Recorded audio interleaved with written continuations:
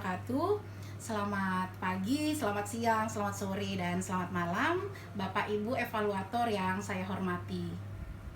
Pada kesempatan kali ini, saya akan mempresentasikan strategi pembelajaran salah satu mata pelatihan di agenda 3 pelatihan kepemimpinan pengawas, yaitu strategi pembelajaran untuk mata pelatihan teknik komunikasi publik.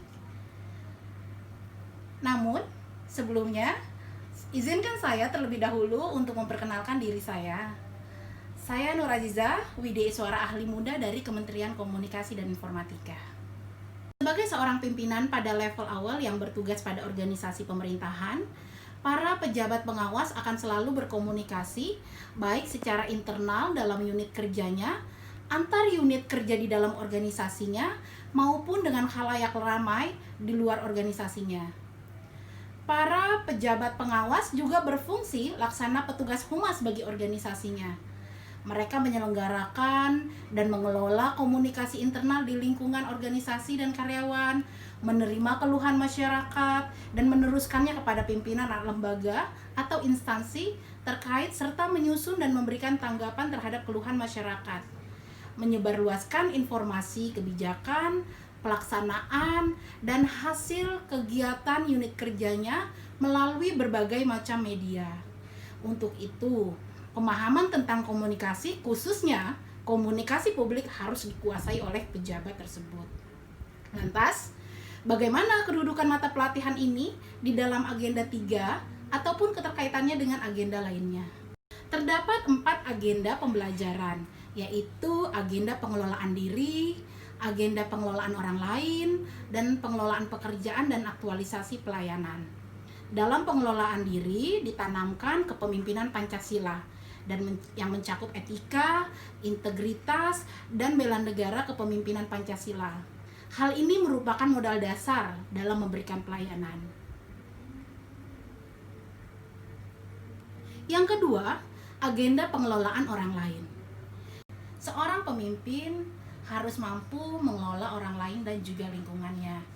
Hal ini dimulai dengan mendiagnosis kebutuhan organisasi atau diagnosa organisasi. Selanjutnya, bukan hanya itu, seorang pemimpin juga harus mampu berpikir kreatif, mampu mengelola tim efektif. Nah, kalau kita lihat di dalam sebuah pesawat ini, analoginya adalah bahwa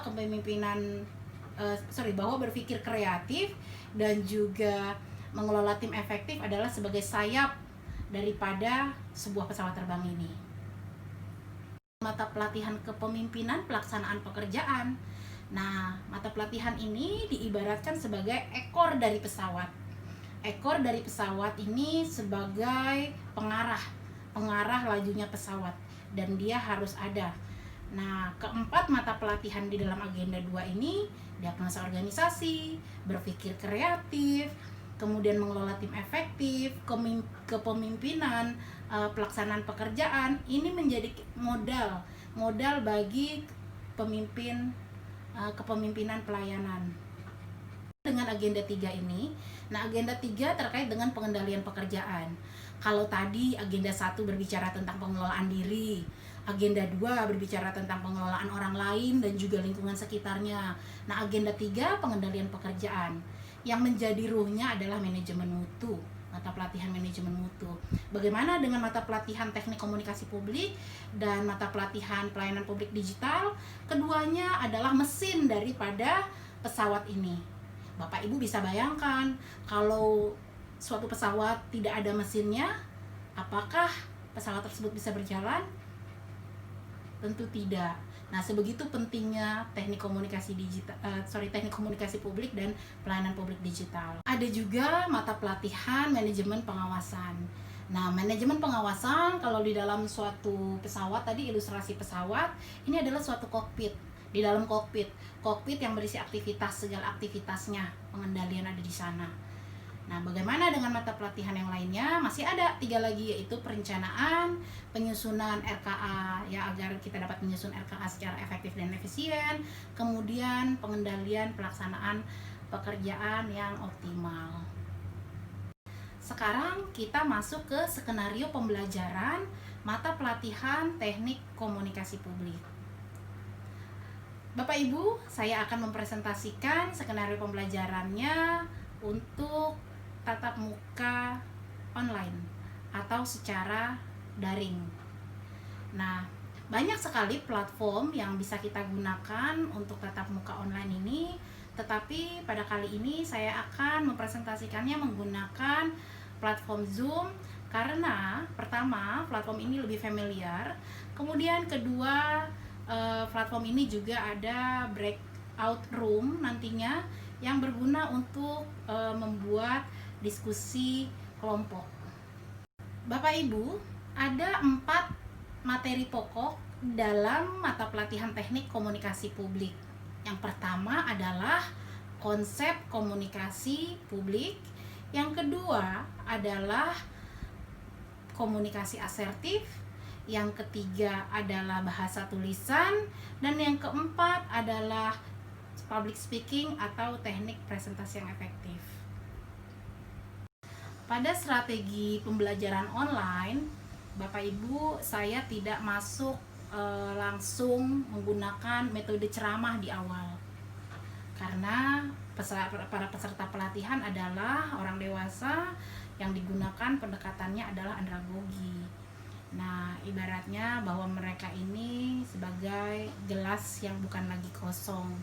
Bisa jadi gelas mereka sudah terisi seperempat, terisi setengah, bahkan mungkin hampir penuh, ya.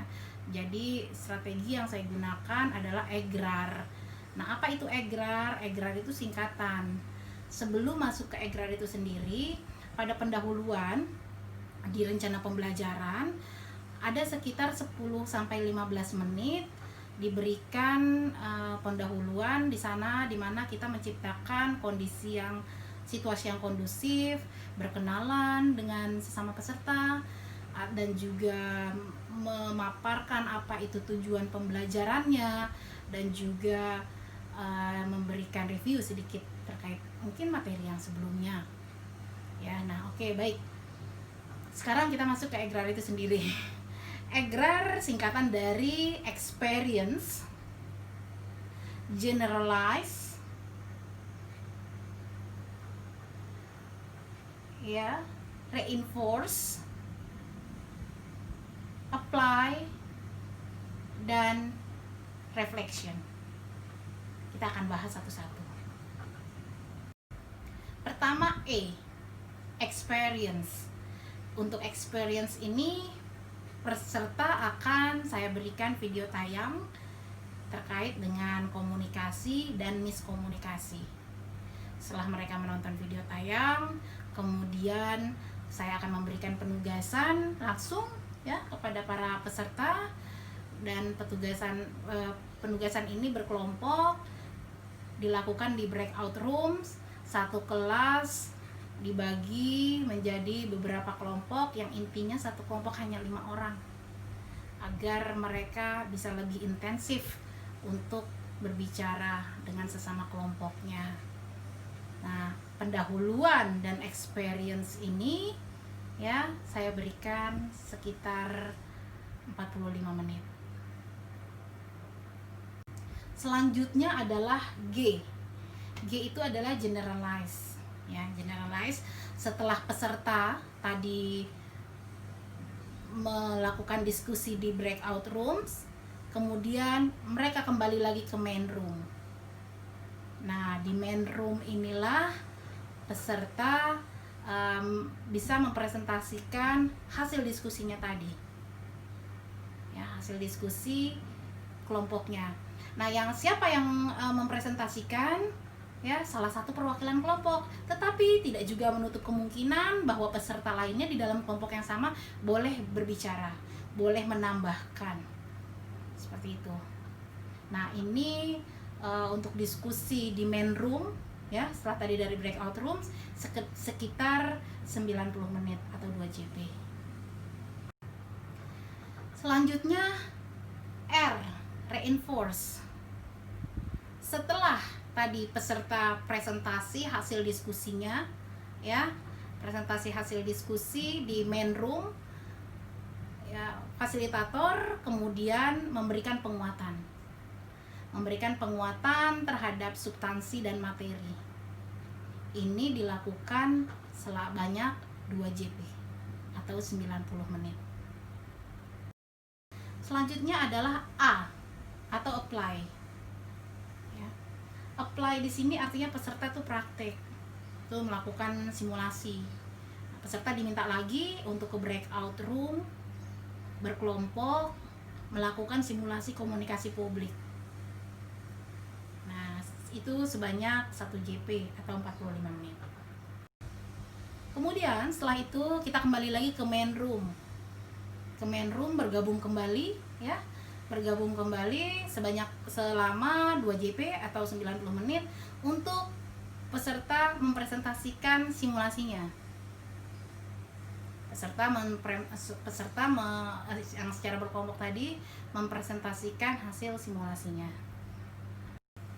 Setelah tadi para peserta mempresentasikan simulasinya gitu ya, kemudian dilanjutkan dengan R berikutnya, yaitu refleksi. Nah, refleksi di sini kemudian dilanjutkan dengan peserta merangkum, membuat kesimpulan apa yang telah didapatnya, pelajaran apa yang telah didapatnya hari ini, bagaimana strategi teknik komunikasi publik yang sudah didapat hari itu.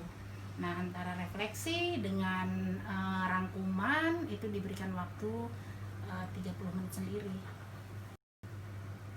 Jadi total dari awal pendahuluan sampai penutup sebanyak 405 menit atau setara dengan 9 JP. Begitu Bapak Ibu strategi pembelajaran online untuk teknik komunikasi publik.